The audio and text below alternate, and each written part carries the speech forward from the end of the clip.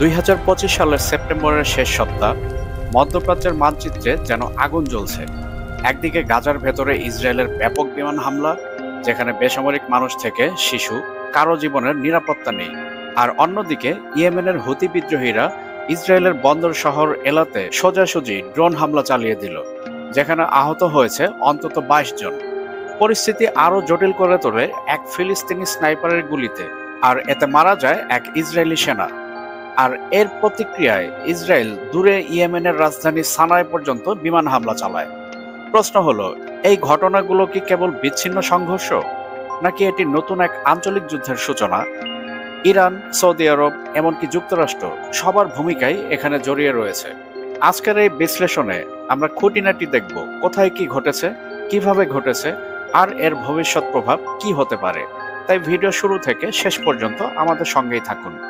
ভিডিওর মূল পর্ব শুরু করার পূর্বে আপনাদের কাছে অনুরোধ থাকবে, আপনারা অবশ্যই আমাদের চ্যানেলটি সাবস্ক্রাইব করবেন এবং সেই সাথে সাথে all bell icon notification on করবেন এবং আমাদের ভিডিও লাইক ও শেয়ার করে আমাদের সাথেই থাকবেন।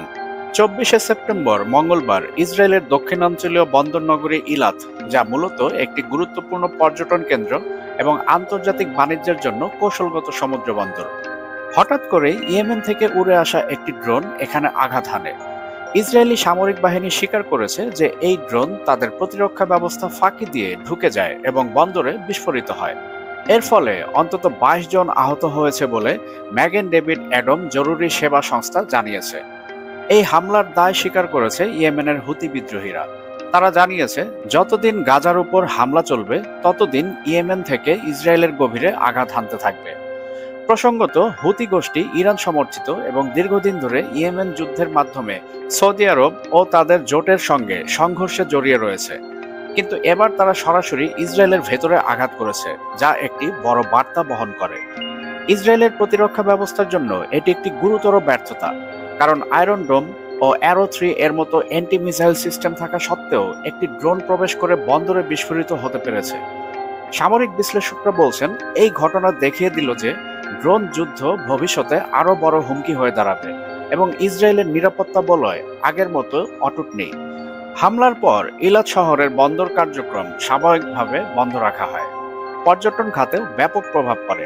ইসরায়েলি সমাজে আতঙ্ক ছড়িয়ে পড়ে, কারণ ইয়েমেন থেকে ইলাতের দূরত্ব প্রায় 1600 কিলোমিটার।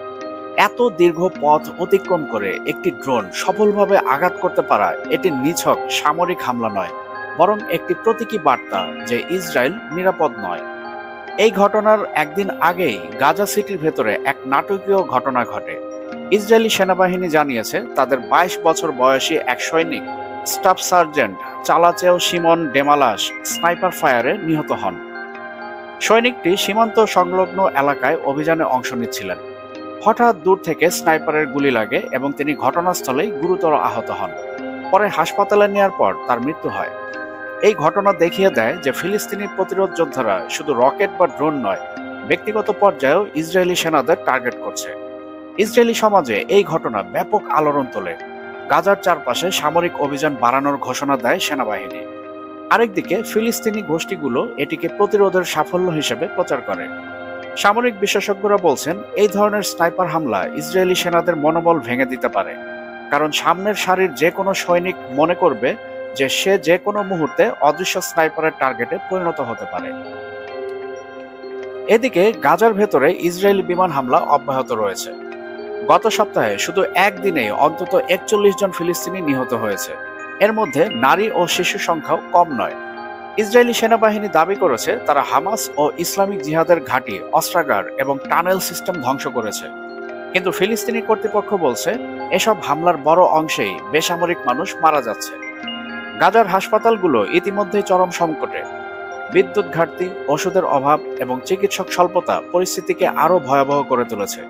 প্রতিদিন লাশ আসছে, আহতদের চিকিৎসা দেওয়া যাচ্ছে না। আন্তর্জাতিক মানবাধিকার সংস্থা অ্যামনেস্টি ইন্টারন্যাশনাল বলছে, ইসরায়েলের এসব হামলা অসামঞ্জস্যপূর্ণ ও নির্বিচার।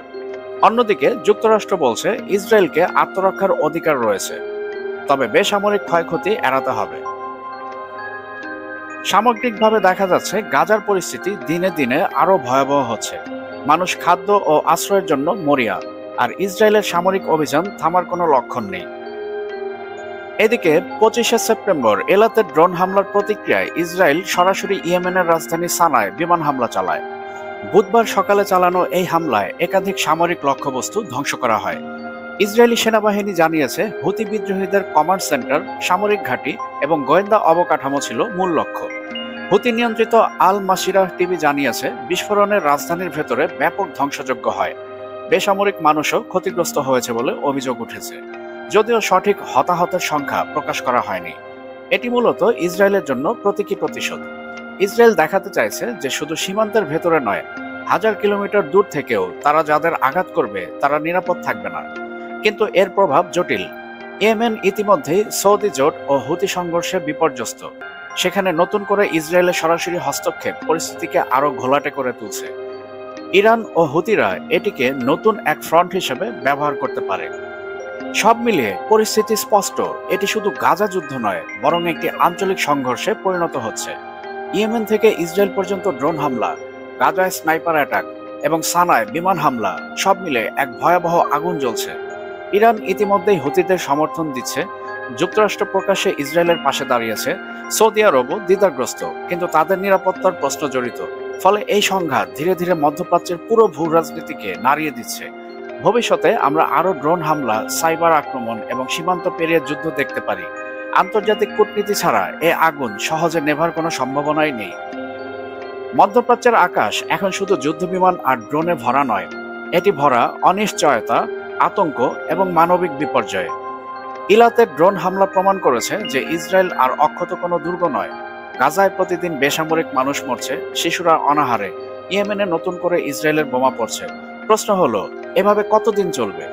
এই সংঘাত কি কেবল ইসরায়েল ও ফিলিস্তিনের সীমাবদ্ধ লড়াই, নাকি এটি নতুন এক আঞ্চলিক যুদ্ধের সূচনা, যেখানে ইরান, সৌদি আরব, আমেরিকা সবাই জড়িয়ে পড়বে?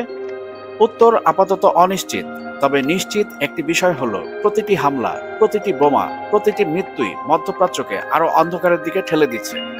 বন্ধুগণ, আজকের এই প্রতিবেদনের ভিত্তিতে আপনাদের মতামত কি?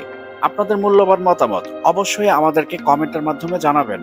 ভিডিও শেষ করার পূর্বে আপনাদের কাছে অনুরোধ থাকবে আমাদের চ্যানেলটি সাবস্ক্রাইব করে আমাদের সঙ্গেই থাকবেন এবং সেই সাথে সাথে all bell icon notification on করে দিবেন, যাতে করে পরবর্তী যে কোনো আপডেট আপনি সবার আগে পেতে পারেন। আর অবশ্যই আমাদের ভিডিও লাইক এবং শেয়ার করবেন।